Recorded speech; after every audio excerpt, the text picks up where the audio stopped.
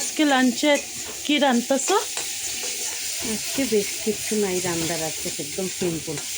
এটা আজকে এই যে একটু পেঁয়াজ বাটা, পেঁয়াজ কাঁচা লঙ্কা জিরা বাটা দিয়ে আর ডিম আমলেট করে তরকারি বানাবো, ডিমের ঝোল।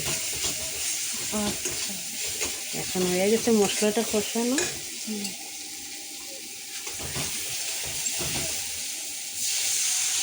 তাই তো ডিম ভেজে রেখেছো না?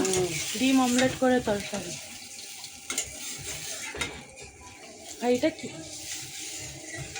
এটা কি বানিয়ে রেখেছো এখানটা? এটা কচু, পেঁয়াজ লঙ্কা বাটা দিয়ে চাটনি বানাবো। ডিমের ঝোল হয়ে গেল, এখন ডিমটা ছেড়ে দেবো।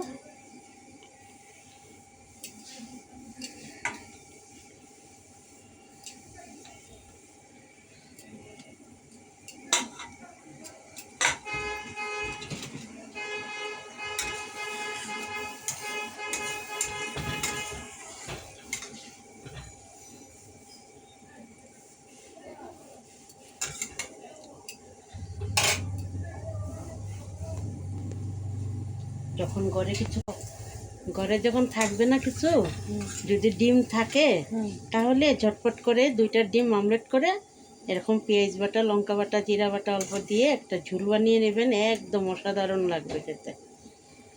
ঝোলটা দিয়ে ভাত খাওয়া যাবে, এত অসাধারণ লাগে। একটু ঝাল ঝাল করে কাঁচা লঙ্কা বাটা, দারুণ হবে।